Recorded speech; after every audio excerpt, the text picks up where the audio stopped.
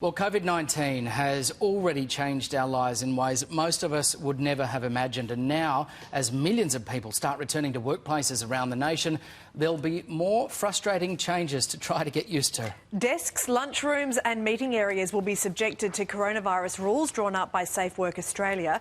Employees will have to abide by social distancing restrictions, which includes the number of people in a room, in an elevator, even in a work car. Yes, there could be some rising tensions as we get used to a new way of life. So how ready are employers? Who's going to police it all? And what are the consequences of not doing the right thing? Some big logistics challenges ahead. We have a panel of experts this morning. Ines Willix from the Australian Industry Group, employment lawyer Fiona Rothville from Gordon Legal, and also workplace consultant Sarah Bailey, who's a microbiologist.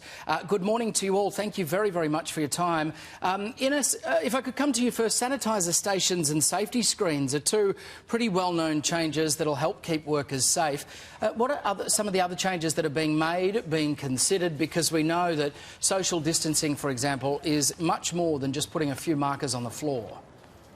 Well, Matt, we've seen a bit of this already because not everyone stopped work. So construction, manufacturing, healthcare obviously all kept working, and kudos to them. So there's a little bit that we can learn through what they've done. But you're going to look at, workplaces being very different to how they were in February. You're going to see split shifts, people being asked to come into work at different times, so not at peak hour, work different hours. You're going to see things within the workplace, like you mentioned, probably very few meeting rooms, or the old story of sort of 4 people at each corner of a big meeting table. That will probably be about the best of it. Things like one-way corridors are being talked of. Hand sanitisers, no use of coffee machines in workplace kitchens, bring your own cutlery. All those sort of things are going to happen as workplaces, both employees and employers adjust, and both are going to have to adjust if we're going to get through this safely. Yeah, it's going to be difficult. Fiona, there are new national safety rules that the state authorities will have to police. Is this a bit of a legal minefield? I mean, what sort of powers are there under the law to make sure that employers are doing the right thing? Yeah, it's a minefield in terms of what we've got ahead of us. It's a mammoth task. I think that Safe Work Australia has published up to 1,300 web pages of guidance depending on your industry. So there's a lot to get through, but there's a lot of specific guidance will be useful. I think unions and health and safety reps will be in there on the ground floor, and I think there'll be a lot of demand on the workplace regulators in the different states and territories to address concerns and complaints, but also to conduct inspections potentially. Where there are disputes, some might head to the Fair Work Commission. And of course, there may also be claims arising from COVID-19, workers' compensation claims, which to date 20 have already been accepted in Victoria alone. Wow. Sarah, as a microbiologist, you're an expert in air quality for hospitals and also other workplaces. Break this down for us. How worried should people be about being in enclosed areas for long periods? This is obviously one of the big concerns of people who are fearful of contracting COVID-19.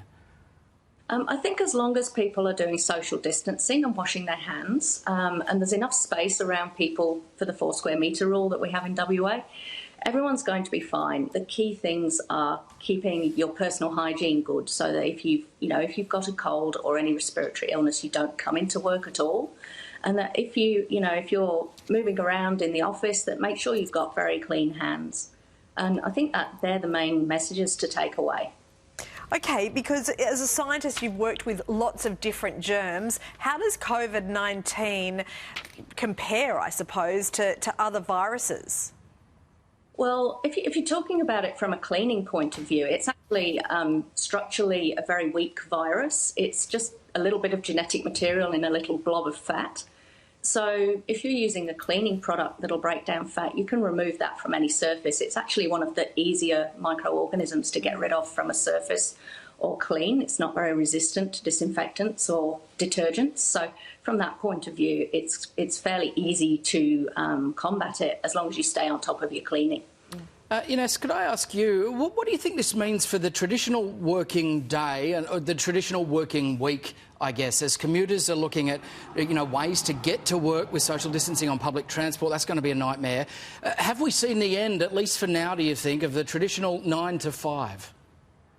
Well, I think that's a really good question, Matt, and I think the short answer is yes, because employers are working on different strategies dividing their workplaces into teams, so not everyone comes in at the same day, on the same day, and then dividing that team into different teams again, so that not everyone comes in at the same time during the day. So 9 to 5 is probably done.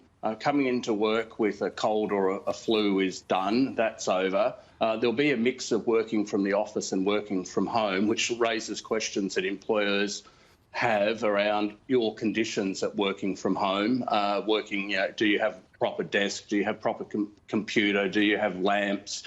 Is your workplace safe? The old question, if I'm working from home and I go to make a coffee and I trip over, who's responsible? So you should expect, if you're working from home, much greater emphasis now that we're at that point on workplace health and safety being applied to your home. So your employer might ask you to have a workplace inspection. You might have to do a bit of Marie Kondo at your own house. We can't have an uncaffeinated workforce either. To make sure that where you are is clean, tidy and safe. Okay, how bizarre.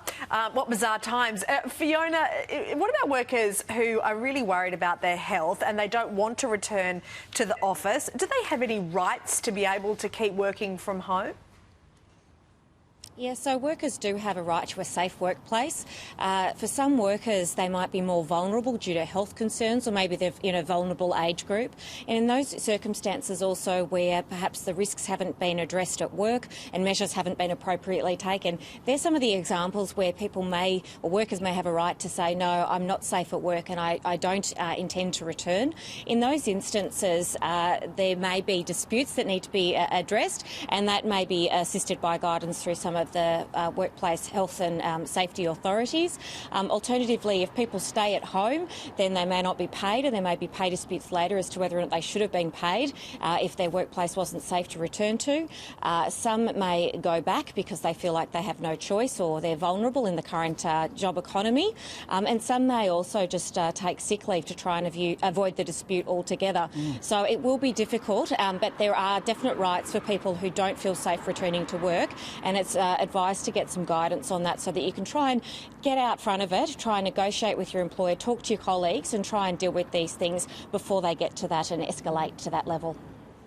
Yeah, how very interesting. All right, thank you all. Our expert panel there, Ines, Fiona and Sarah, we really appreciate it.